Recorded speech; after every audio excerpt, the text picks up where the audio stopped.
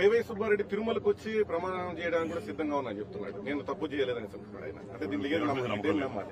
ఇప్పుడు సిద్ధమా? నేను ఇక్కడనే ఉన్నా. రిపోర్ట్ క్లారిటీ ఇంకేం కావాలని అంటే ఆయనకి గ్రిప్ లేదా? ఈయోగా ఉన్నప్పుడు ఆయన తెలియదా ఏం జరిగిందో? ఆనాడు ఏం చెప్పారండి వైవి సుబ్బారెడ్డి గారు ఒక మీటింగ్ లో? అవుతే ఏముంది ఒక 5,000 పెంచుదాం, అవుతే ఏముంది 10,000 పెంచుదాం, ఫీ అవుతే ఏముంది 15,000 పెంచుదాం అన్నాడు. అంటే ఎంత అహంకారంగా వివరించారండి. అంటే సామాన్యులు దేవుడి దగ్గరికి వెళ్ళకూడదా? దర్శనం చేసుకోకూడదా? అంటే అడ్డగోలుగా అన్ని పెంచేస్తే సామాన్యులు ఇబ్బంది పడేదానిక?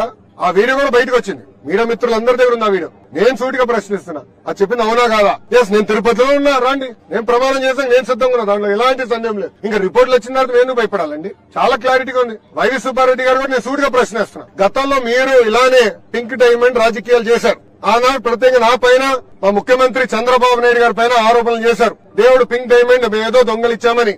ఏమైంది స్వామి అది? 5 సంవత్సరాలు మీరు ఏం పీకారని అడుగుతున్నా. అంటే రాజకీయం చేస్తాం తప్ప పవిత్రత కాపాడతాం మీకు తెలీదా అని సూటి